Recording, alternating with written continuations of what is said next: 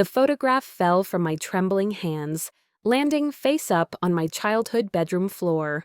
In the glossy image, my family beamed around a massive birthday cake, chocolate with gold lettering that read, "Happy 16th birthday, Marcus." My brother stood at the center, arms raised in victory, surrounded by at least 50 guests in our backyard. The date stamp in the corner read exactly 1 week after my own 16th birthday, the birthday they'd forgotten. I'd found the photo while helping Mom clean out old boxes, supposedly for a garage sale. But this picture had been buried deep, hidden beneath years of other family memories. My hands shook as I picked it up again, studying every detail. There was Dad, his arm around Marcus, grinning wider than I'd ever seen. Mom held sparklers that spelled out Sweet 16. Even our extended family was there. Grandparents, aunts, uncles, cousins, I rarely saw except for major holidays. And there I was, barely visible in the background, holding a tray of appetizers like hired help. 23 years old now, I'd convinced myself that the pattern of forgotten birthdays was just bad luck, poor planning, busy schedules. Marcus was the athlete, the charmer, the one who brought home trophies and girlfriends and stories that made everyone laugh at dinner. I was the quiet one, the studious one, the one who preferred books to parties. Maybe I just wasn't the celebrating type, I'd told myself. But this photo shattered every excuse I'd made for them. "Emma? You find anything good up there?" Mom's voice drifted up the stairs. I quickly shoved the photo into my purse. "Just some old school stuff, nothing important." The rest of the afternoon passed in a haze. I helped sort through boxes, smiled at the right moments, even laughed when Mom found Marcus's old baseball uniform. But inside, my mind was racing, cataloging every birthday that had been overlooked, while Marcus's were treated like national holidays. Age 7. "Sorry, sweetie, we forgot to order a cake. How about we get ice cream next weekend?" Next weekend never came, but 3 days later, Marcus got a surprise party for making the Little League All-Stars. Age 12. "Oh, honey, your birthday snuck up on us.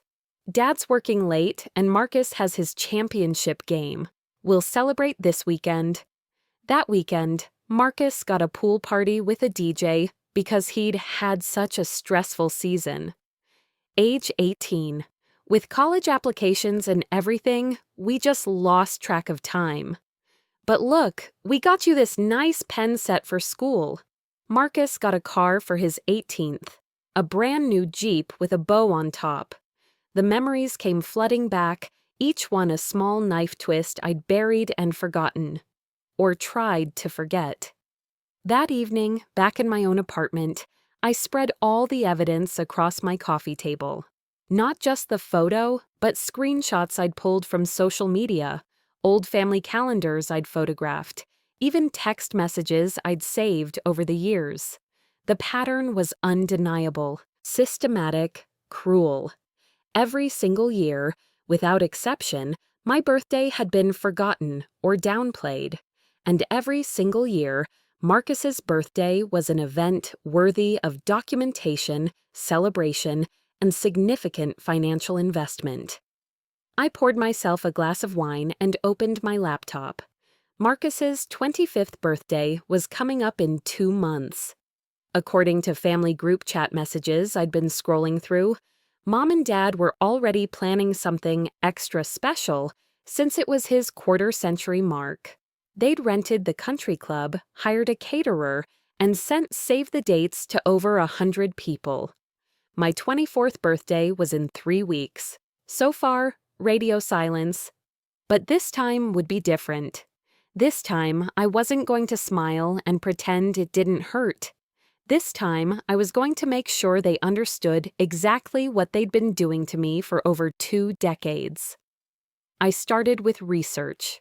Social media made it easy to track the guest lists for Marcus's parties over the years. I created spreadsheets noting dates, venues, approximate costs, and attendees. Then I did something I'd never done before. I calculated what my parents had spent on Marcus's birthdays versus mine over the years. The number was staggering. Conservative estimates put Marcus's birthday celebrations at over $30,000 across his lifetime. Mine? Maybe $800, and that included the pen set. But the money wasn't the point. The point was the message it sent, year after year. You don't matter.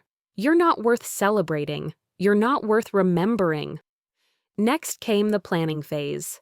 I took a week off work, telling my boss I had family obligations to handle. I spent that week crafting the perfect revenge, something that would force my family to confront their behavior without letting them dismiss it as an overreaction or misunderstanding. I started by creating a website. Using my web design skills from college, I built something professional and clean. The Birthday Project, a 24-year study in family dynamics. I uploaded every photo, every calendar entry, every text message. I created charts showing the stark contrast in celebration efforts.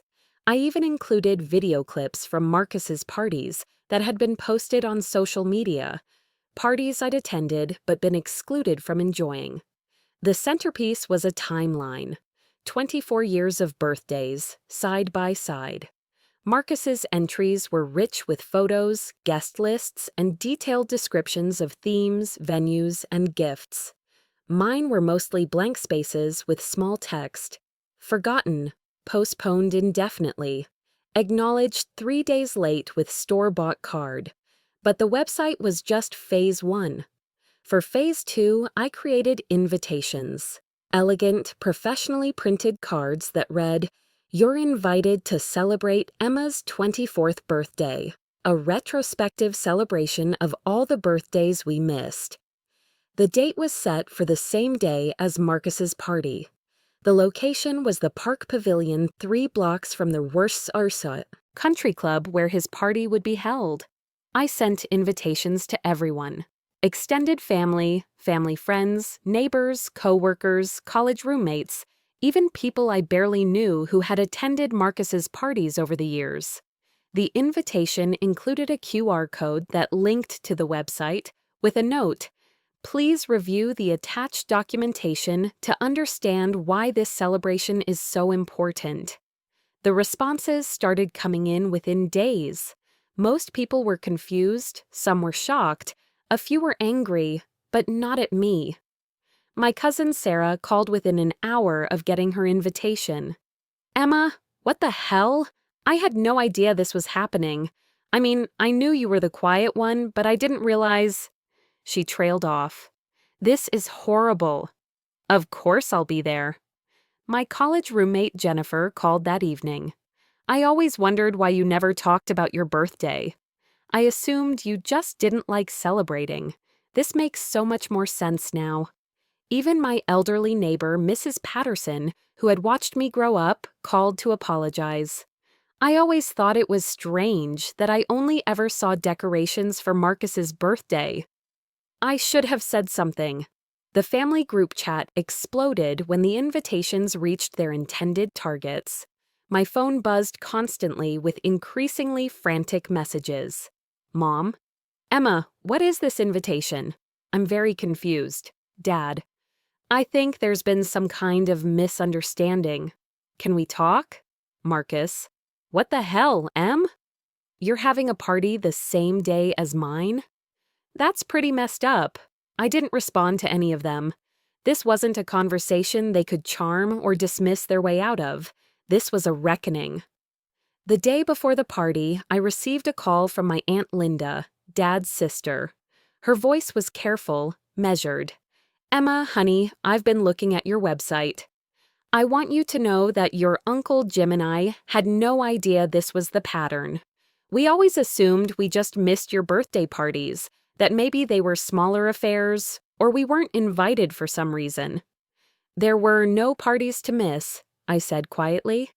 There was a long pause. "We'll be there tomorrow." "And Emma? We're proud of you for standing up for yourself." That night, I couldn't sleep. Part of me wondered if I was going too far. if public humiliation was really the answer. But then I thought about 7-year-old me, watching through the window as Marcus's surprise party was set up, wondering what I'd done wrong. I thought about 18-year-old me, pretending not to care about the pen set, while Marcus drove away in his new car. Number. This wasn't too far. This was exactly far enough. The morning of the party, I arrived at the pavilion early to set up. I'd hired the same catering company my parents used for Marcus's parties, ordered a cake from the same bakery, even rented similar decorations. But instead of celebrating just one birthday, the decorations acknowledged all 24 of mine. Each table represented a different year, complete, with photos of what I'd been doing at that age, and small placards noting what gift I'd received, if any, and how my birthday had been acknowledged, if at all. The center table held 24 small cakes, each with a single candle. A banner read, "Making up for lost time." People started arriving around noon. The turnout was better than I'd expected, about 60 people, ranging from close family to acquaintances who had felt compelled to come after seeing the website. Many brought gifts, multiple gifts, trying to make up for years of oversight. My cousin Sarah arrived first, carrying a wrapped present and a bottle of champagne. "This is brilliant," she whispered, looking around at the setup. "Uncomfortable as hell, but brilliant." My parents arrived 30 minutes later. Mom's face was blotchy from crying, and Dad looked like he hadn't slept. They approached cautiously, as if I might flee if they moved too quickly. "Emma," Mom began, her voice shaky, "we need to talk about this. There's been a misunderstanding." "No misunderstanding," I interrupted, my voice steady. "Just 24 years of deliberate choices. You chose Marcus every single time." Dad stepped forward. "That's not fair. We love you just as much." "Show me the evidence," I said, gesturing to the tables around us. "Show me one year where my birthday got even half the attention that Marcus's did. Show me one party, one celebration, one moment where I felt like I mattered as much as he did." They couldn't. They stood there, surrounded by the documented proof of their favoritism, and they couldn't argue with the facts. Marcus arrived an hour later, having clearly come straight from his own party setup. He was dressed in his party clothes, an expensive button-down and designer jeans, and his face was flushed with anger. "This is unbelievable, Emma. You're ruining my birthday to throw some kind of pity party?" The pavilion went quiet. Every conversation stopped. Every eye turned to watch the confrontation I'd been building toward for months. "Your birthday?" I laughed, but there was no humor in it. "Marcus, your birthday is 365 days a year in this family. Mine doesn't even exist." "That's not true, and you know it." I walked over to the timeline display I'd set up along one wall. "Really? Then explain this." I pointed to age 16. "Your sweet 16. 50 guests, live band, professional photographer." My sweet 16? I moved my finger 6 inches to the left. A handwritten note that said, "Sorry we forgot. Rain check on dinner." Marcus's face paled as he looked at the display. I didn't know." "You didn't know because you never bothered to look. None of you did." I turned to address the crowd. "Thank you all for coming today." For 24 years, I convinced myself that I didn't need birthday celebrations, that I was above such things. But everyone deserves to feel special on their birthday. Everyone deserves to feel like their life is worth celebrating. I picked up a lighter and approached the center table with its 24 small cakes.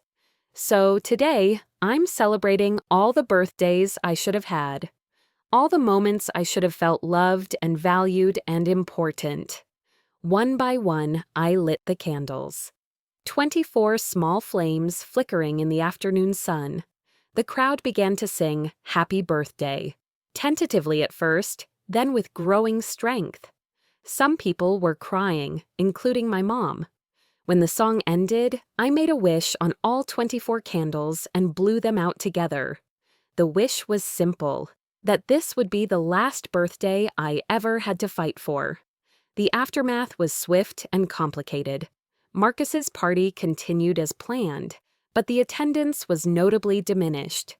Many of the guests had left his celebration to come to mine, and word of my documentation project spread quickly through social media. In the days that followed, I received dozens of calls and messages. Some family members were supportive, others were angry that I'd aired dirty laundry in public. A few accused me of being dramatic or attention-seeking, but the conversations that mattered came from my parents and Marcus. Mom called 3 days later, her voice small and broken. "Emma, I've been thinking about everything you showed us. About all those birthdays. I don't know how to explain it, how to make it right." "I don't need an explanation," I said. "I need acknowledgement. I need you to admit that you treated me like I didn't matter." "You did matter. You do matter." "Then why didn't you show me?" She was quiet for a long time. "I don't know. I think because you never complained, we thought you didn't care. Marcus was always so vocal about what he wanted, so demanding. You were so independent, so self-sufficient. We thought you were fine." "I was a child, Mom. It was your job to care whether I was fine or not." She was crying now. "You're right. You're absolutely right. And I'm so sorry." Dad's call came that evening. He was more defensive at first, trying to justify their actions with practical explanations. Money was tighter when I was younger.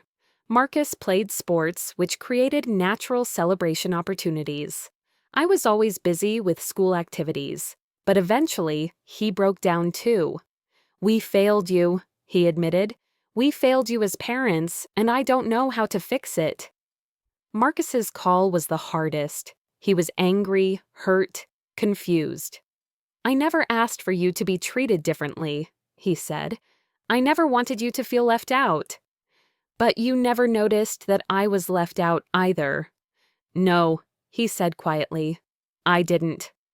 I was so caught up in my own life, my own celebrations.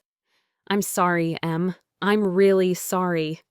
The most surprising call came from my grandmother, Dad's mother. She'd been at my party and had spent the week thinking about what she'd witnessed. "Emma, dear, I owe you an apology. We all do. I remember when you were little, you used to ask me when your birthday party would be. You'd say, 'Grandma, when do I get a cake like Marcus?' And I would just tell you to be patient, that your time would come. But it never did it? No, Grandma. It never did. I should have said something. I should have advocated for you. That's what grandmothers are supposed to do." 3 weeks later, on my actual 24th birthday, I woke up to find my parents on my doorstep. They were holding balloons, flowers, and a homemade cake that said, "Happy 24th birthday, Emma," in Mom's careful handwriting. "We know this doesn't make up for everything," Dad said, "but we want to start somewhere." They'd also brought a photo album, a birthday album they'd created over the past few weeks. It contained pictures from every birthday I'd had, even the forgotten ones. They'd gathered photos of me from those dates, sometimes just casual family pictures taken around the same time. They'd written captions for each year, acknowledging what I'd been doing in my life, what accomplishments I'd achieved, what kind of person I'd been becoming. It wasn't a party with 50 guests or a professional photographer, but it was something I'd never had before, proof that my parents had been paying attention even when they hadn't shown it.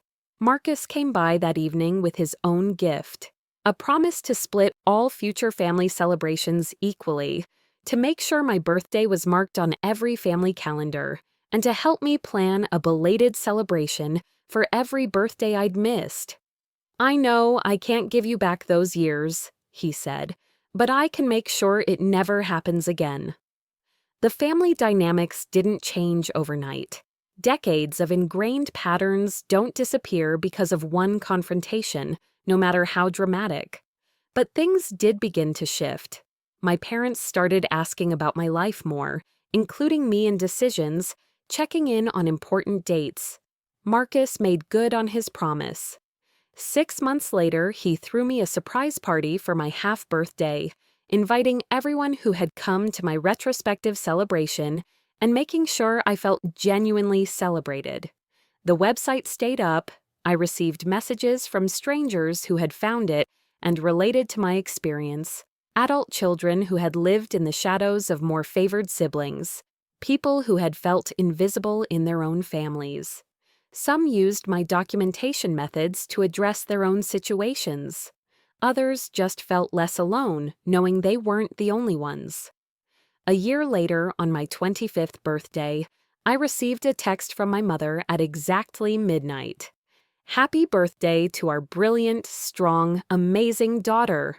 Can't wait to celebrate with you today." The party they threw me that year was modest compared to Marcus's historical extravaganzas, but it was mine, truly mine.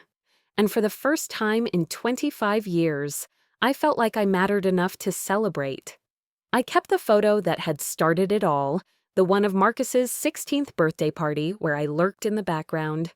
But now I kept it as a reminder, not of what I'd lost, but of what I'd finally found the courage to demand: recognition, respect, and the basic acknowledgement that my life was worth celebrating. Sometimes the only way to get the love you deserve is to stop accepting the love you're given. Sometimes you have to burn down the old patterns to build something better in their place.